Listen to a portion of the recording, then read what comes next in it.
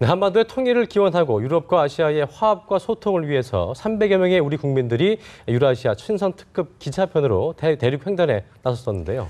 네, 원정대원들이 성공적으로 도전을 끝내고 일상으로 돌아왔습니다. 네. 저희 스튜디오에 원정대원 박성경 씨, 동행 취재에 나섰던 김종성, 안세훈 기자를 초대했습니다. 어서 오십시오. 어서 오세요. 네, 안녕하세요. 귀환을 먼저 축하드리겠습니다. 네. 자, 세 분 무사히 잘 마치고 돌아왔는데 유라시아 친선 특급 김 기자, 어떤 프로젝트인지 간단히 소개를 먼저 좀 해주시죠. 예, 지금 저희와 함께 나온 이 박성경 씨를 포함해서 거의 한 300여 명에 가까운 분들이 기차를 타고 러시아 그리고 또 중국에서 독일까지 갔습니다. 흔히 말하는 시베리아를 횡단했다라고 말씀을 드릴 수 있는데요. 이 거리가 어느 정도 될까요? 14,000여 킬로미터입니다. 어마어마하지 않습니까? 19박 20일 동안 저희가 진행을 한 그런 내용인데요. 지금 화면상으로도 지금 나오고 있죠. 들르는 도시도 상당히 많습니다. 5개국 10개의 도시를 방문을 했습니다. 남선과 북선으로 나뉘는데 남선이 베이징 출발하는 그 노선이고요. 저희는 북선인 블라디보스토크에서 출발을 했습니다. 하바롭스크, 이르쿠츠크, 노보시리비스크 등등 해서 많은 도시를 들렸고요. 아쉽게도 이번 친선 특급이 원래 목표가 서울역에서 출발을 해서 아니면 뭐 부산역에서 출발을 해서 북한을 관통해 이 독일까지 가는 게 원래 목표였는데 아직까지는 좀 사정상 좀 어려운 게 좀 있지 않겠습니까?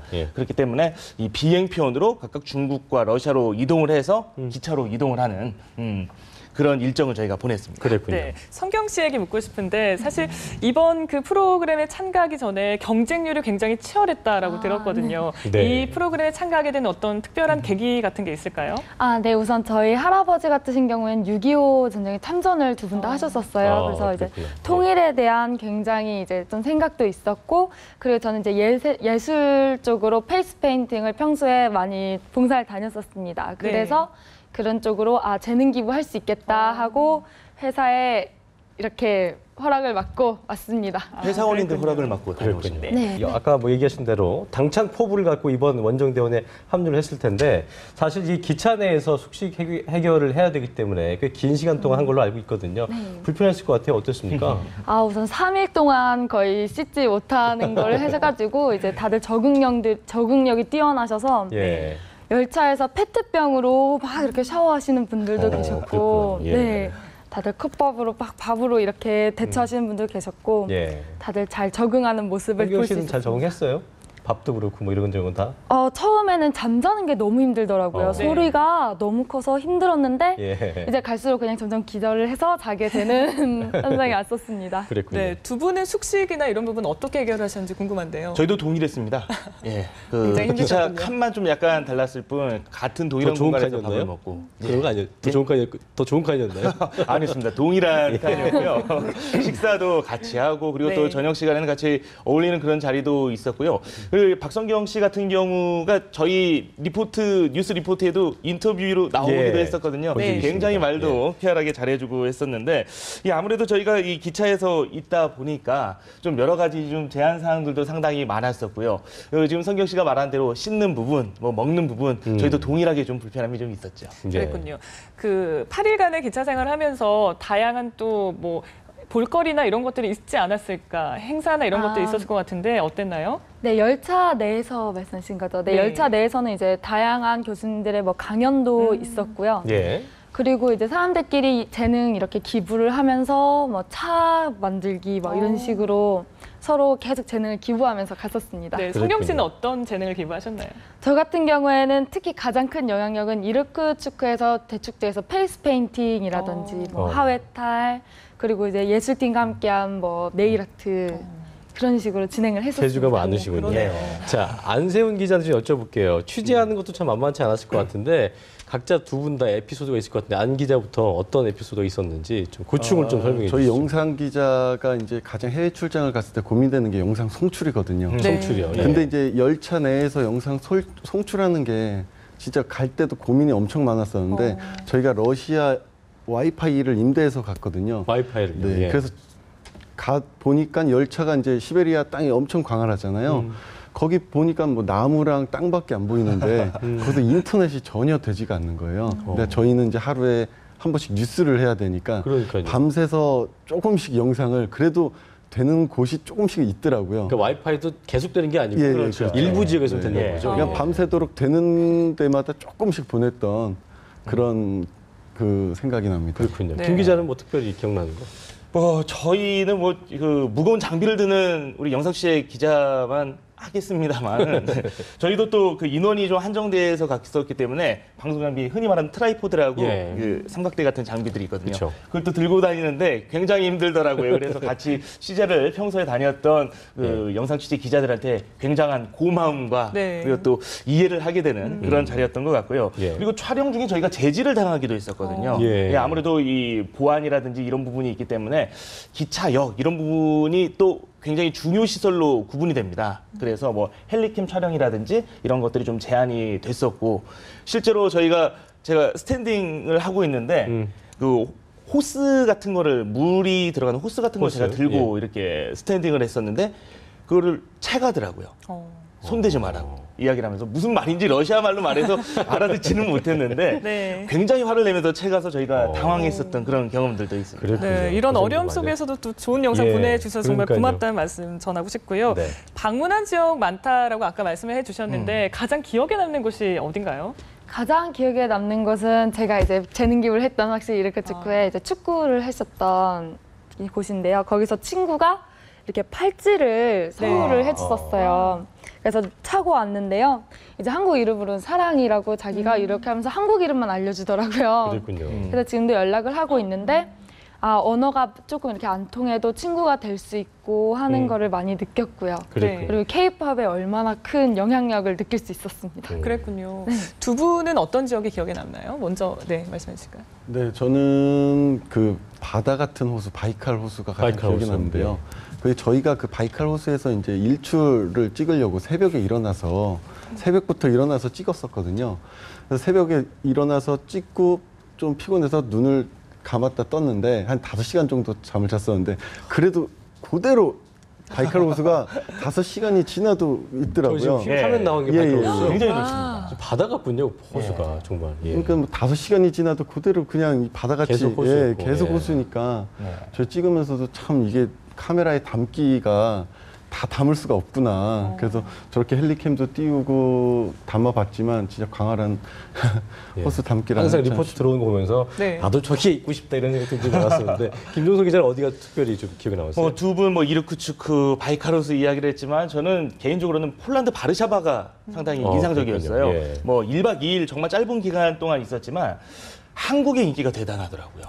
폴란드에서 K-팝 열풍이 불고 있는데 저희가 갔을 때도 한국에서 취재진이 왔다고 하니까 굉장한 관심을 현지 여대생들이 저희에게 관심을 보여왔었고요. 그랬군요. 그리고 저희가 사진도 좀 많이 찍고 그리고 취재도 재미있게 하고 그랬었는데 예. 폴란드 바르샤바가 기억에 많이 남습니다. 그랬군요. 자, 러시아 현지에서 방송한 내용 봤더니 우리가 그 리포트가 있었는데 네. 기차 바꿔 가야 되는 독일 또 유럽하고 다르다고 해갖고 네. 이제 그 기차 바꾸는 신기한 장면이 있었는데 이건 왜 그런 건지 자세히 설명을 좀 해주시죠. 네, 그 안세훈 기자가 저 자세히 촬영을 또 했었는데요. 네. 이 흔히 말하는 대차 교환이다라는 표현을 사용합니다. 예. 기차의 바퀴를 바꾸는 건데요. 이 기차의 바퀴를 왜 바꾸느냐? 러시아와 유럽연합과 러시아의 이 기차 궤도 폭이 다르거든요. 그러니까 이 폭을 예, 얘기하는 거죠. 흔히 말하는 표준폭. 유럽은 이 표준폭으로 이렇게 운행을 하는데 러시아 같은 경우는 이거보다 좀 더 넓습니다. 아. 예, 광폭, 광궤라고 활용을 이야기를 하는데 예. 광궤에서 표준궤로 이동을 해야 되기 때문에 흔히들 사람으로 말하면 신발을 갈아 신고 걸어가야 되는 거죠. 예, 그런 것처럼 이 대차 교환을 하게 되는데요. 시간이 저희가 했을 때 한 1시간 정도 걸렸나요? 예, 그 정도 걸렸고요. 1시간이요? 예, 예. 엄청 많을 텐데 금방도 가네요. 저희가 들렀던 곳이 이 브레스트역이라고요. 예. 벨라루스에 있는 역입니다. 그곳에서 하루 평균 한 30대에서 30량에서 35량 정도를 교환을 한다고 하는데 예. 숙련된 분들이 하기 때문에 굉장히 빨리 합니다. 그렇군요. 그리고 재밌는 게 이렇게 그 기차의 궤도 폭이 다른 이유가 다 있거든요.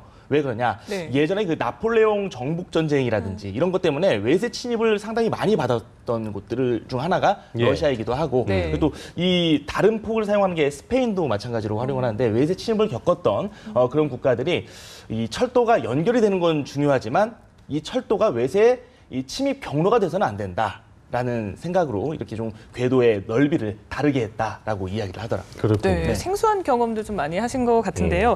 앞서 성경 씨가 한류 열풍과 관련해서 굉장히 인상을 받았다라고 말을 해줬잖아요. 구체적으로 좀 어떤 부분이 인상 깊었는지 얘기를 들어볼까요? 아, 이제 K-팝에 뭐 누구 아느냐 하면은 그 친구들이 막 그 노래를 핸드폰으로 직접 틀어서 막 들려주고 막 춤을 추더라고요. 그래서 정말 친했던 친구가 마지막에는 막 열차에서 앞에서 여러 이제 연예인들 춤도 춰주고 그런 식으로 이제 그리고 네, 화면에도 나오고 하면서 저렇게 공연에서도 줄이 너무 길더라고요. 그래서 아 정말 아이들이 좋아하는구나 하는 거를 몸소 느끼고 왔습니다. 그러니까 우리나라에서 인기 많은 것만큼 이렇게 많은 그 유럽인들이 좋아하나 봐요, 진짜로 실제적으로. 네, 굉장히 좋아하더라고요. 그 막 좋아하면서 어쩌면 저희 또래 애들보다 더 좋아한다고 저는 느끼고 왔습니다. 그렇군요.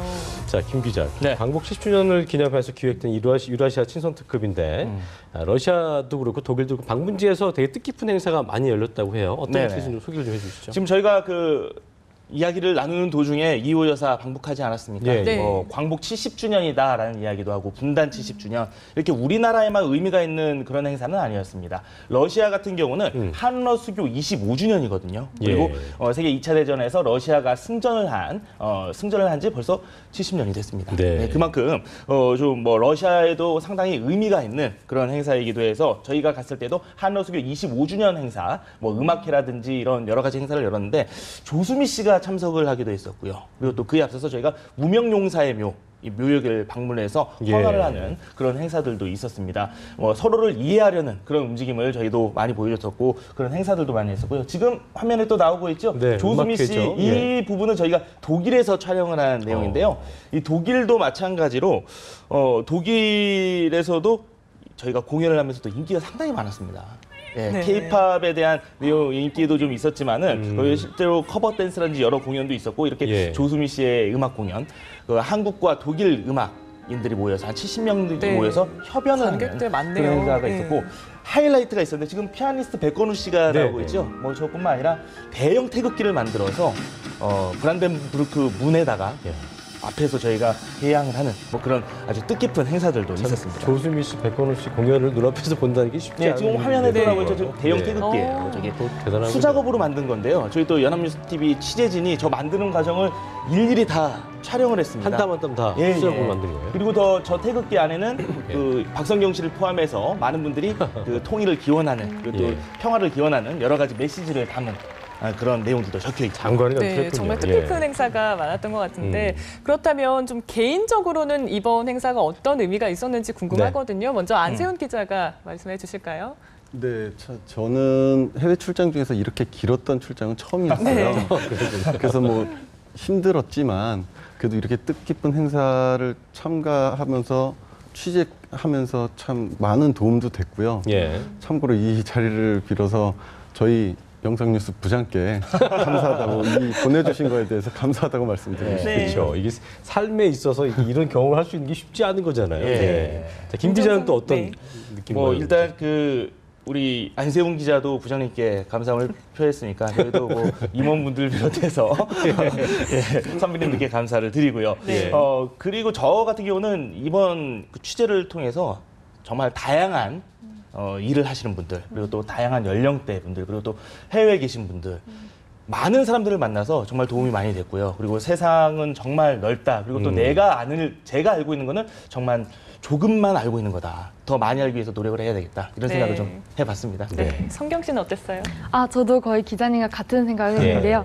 여러 도시를 가는 게 이제 목적이기보다는 이런 다양한 사람들이 있고 한국을 이렇게 사랑해주는 사람들 그리고 또 거기서 대축제에 갔었을 때 그 한국의 이제 교포분들도 많이 있으셨고요. 그런 분들을 만나면서 그런 분들 한국에 대한 사랑이 더 크더라고요. 그래서 해외로 나가서 저도 더 재능 기부를 하고 싶다고 크게 느끼는 여정이었습니다. 한 말씀 좀 덧붙이자면 네. 통일에 대해서 많은 분들께서 염원을 하셨고 실제로 박성경 씨 비롯해서 많은 분들이 우리의 손은 통일 이렇게 하면서 노래도 많이 불렀거든요.